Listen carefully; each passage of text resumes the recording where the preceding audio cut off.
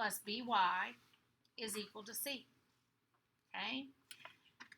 And you will find standard form for many different reasons, and we need to be able to convert these back and forth. And so what we need to know is this. Standard form, we want the variables x and y to be on the left and side, and the constant 6 to be on the right side.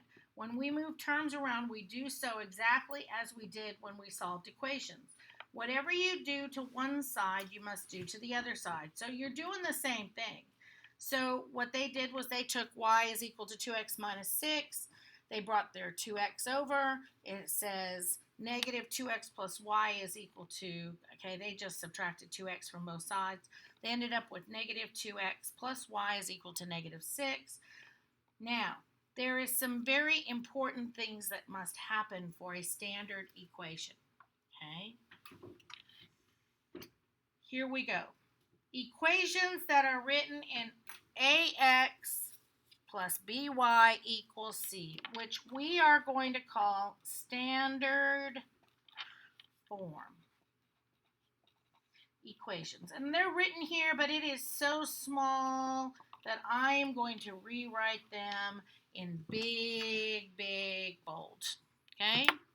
And that standard form equation is ax plus by is equal to c, where a, b, and c must all be integers.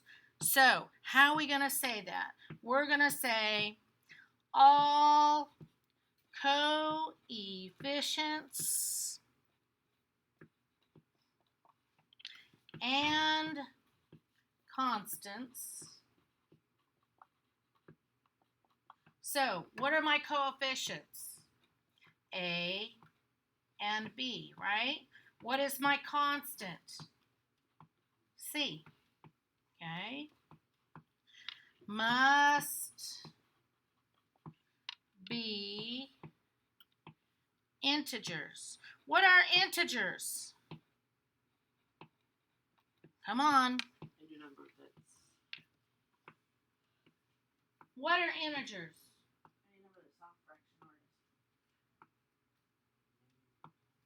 Negative and positive whole numbers, including what? 0. Okay. All right. So negative and positive whole numbers. Now, one last thing. Because we can't make this, this has got to be a little complicated. 2. Lead coefficient. Which is my lead coefficient? A must be positive. Okay. So to be considered that it is in standard form, all coefficients and constants must be integers, and the lead coefficient, which is a, which is in front of your x, which you will always list it as ax plus by equals c. You will not put by first. It always has to be left in this form. Does it have to be a plus here? No, it can be a negative sign. Does it have to be a plus here? No, it can be a negative sign, okay? Does it have to be a plus here? Yes, okay? So it's kind of like when you solve an equation y equals, y always has to be positive. Well, now your lead coefficient a must always be positive. So let's look and solve some of these and see how we do. Okay, so let's flip the page. Oh, look at my favorite thing in the world. What are they? Fractions. I love fractions. Okay, I know, but you will love fractions too. Why isn't this thing focusing? Come on, focus, baby, focus, focus, focus. Autofocus. You're not focusing. There we go. Okay. So, here we go. I need to get my x, because remember our goal is this. Ax, and we could even do this. Plus or minus, what was it? By is equal to what? Plus or minus c. Okay? All right? Remember, A must be positive. Okay? So, we need to get this x over here. So now we're going to do plus 2/3 x plus 2. Uh-oh. So sorry. Didn't mean to write it like that. Plus 2/3 x on both sides. This cancels out. I've got 2/3 x plus 1y. I would suggest you write it in every time. Is equal to 1/4. Have I met the standard equation form yet? No, because why? Because I have fractions and I must have all integers, right? So, with this situation, I got two different denominators, don't I? What is the lowest common multiple? 12. So, I am going to multiply this by 12 over 1. And I'm doing it positive because this one's positive. And I want to leave that positive. This 12 over 1. And this side by 12 over 1. Okay? So all three terms must be multiplied by 12 or 12 over 1. And then we get what? I can simplify before I multiply, which I like to do. 3 goes into itself how many times? 1 time. 3 goes into 12 how many times? 4 times. Now I have 4 times 2, which is what? 8x. 12 times 1 is plus 12y is equal to, 4 goes into itself once. 4 goes into 12 3 times. 1 times 3 is 3, and 1 times 1 is 1. If I hadn't simplified before I multiplied, I would end up with, I'll give you, this would be my answer. I've got my leading coefficient is positive. All my numbers are integers. Okay? If I had not simplified before I multiplied, I would have ended up with 24 over 3x plus 12y is equal to 36 over, that was 12, sorry. I'm getting so confused. 12 over 4. Then I would have had to simplify because you must leave everything you have in simplified form, which would have given me 8, 12, and 3. Okay? I just find it so much easier to do it before I do it. Okay, so let's do this one. I'm going to move this over here since I've got a big mess there. 2x is equal to 1y plus 1/2. Okay, so 2x, what am I going to multiply everything by? Well, do I want to do that first? Let's bring over our y. Minus 1y minus 1y. Let's get everything that we need on one side. I end up with 2x subtract 1y is equal to 1/2. Okay. Now I need to multiply by what? 2, right? And you could write 2 over 1. You can write 2. Doesn't matter. Either way, it comes out the same. And I get 2 times 2, which is what? 4x. I get 2 times 1, which is minus 2y, is equal to, they cancel out, and I end up with 1. So is it that hard? Nah, piece of cake. Okay. What? Oh, maybe a little bit. There's always a catch, huh? Okay. You know what? Let's try it. Okay, let's do these. And then I have 2 more problems I want to do. Okay, 2 different things that I know you're going to come up against. All right, so I'm going to subtract 2y, subtract 2y. I've got 1x minus 2y is equal to negative 3. Do I need to do anything else? No. If I was really leaving this, I would probably do this, but if you leave the 1 on there, I am perfectly happy with it, okay? But that's what I would be looking for, okay? So that one was easy. This is the same thing. You're just adding 3x to both sides because it's already set up. So then you've got 3x plus y, 1y is equal to 5, and I'm done. You see how those are very easy, aren't they?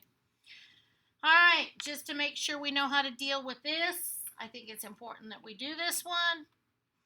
We've got x and a y. They need to be on the same side, correct?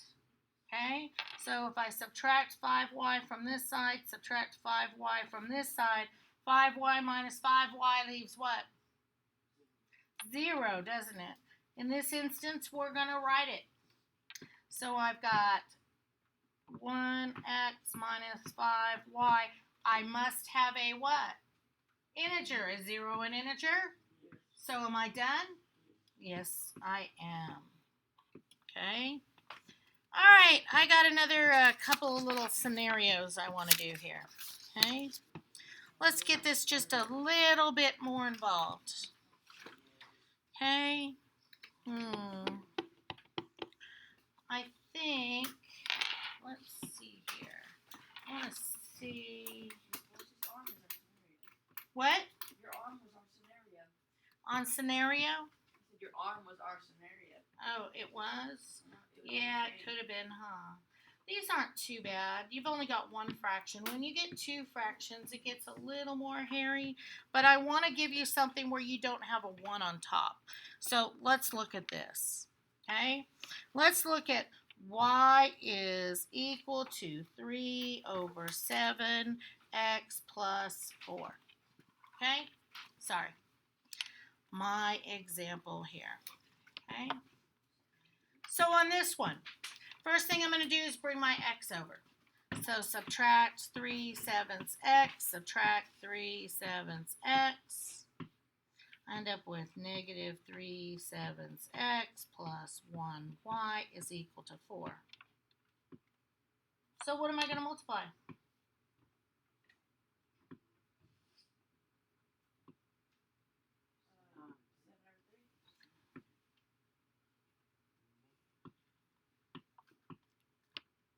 If I multiply by 7 over 3, what's going to happen over here? A fraction. I don't want any fractions, remember? I need them all to be what? Integers.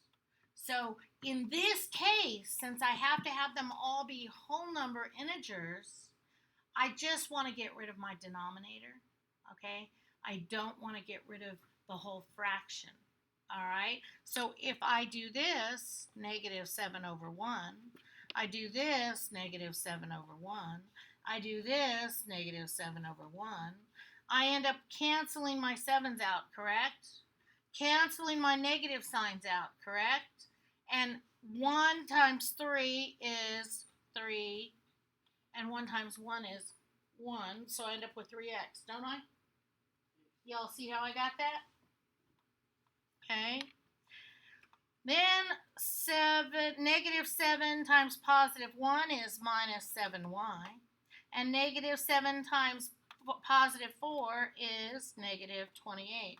Do I have mine in the form that I want it in? Okay, I am going to show you what would have happened only because I think it's important for you to see, so if you get yourself stuck there. If I had done this, negative 7 over 3, negative 7 over 3, negative 7 over 3, I would have canceled my 7's, negative 3 over 3, and I would have ended up with 1x. Does everybody agree?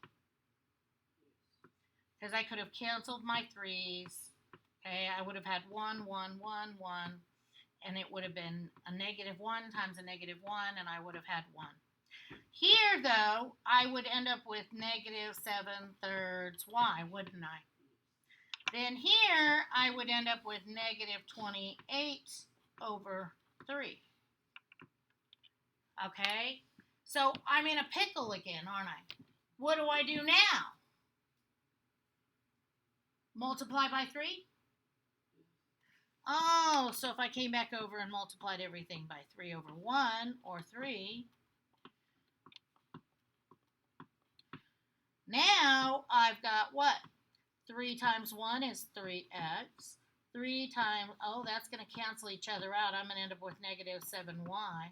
And 3 times here gives me negative 28. Amazing how when you do something to one thing and you do something to the other thing, I got the same answer, but I had to go through a whole nother step, didn't I? So, if you will save yourself, just multiply by the denominator reciprocal, okay? The inverse of the denominator. So, in other words, instead of 1 over 7, I did 7 over 1, okay, to get rid of my denominator.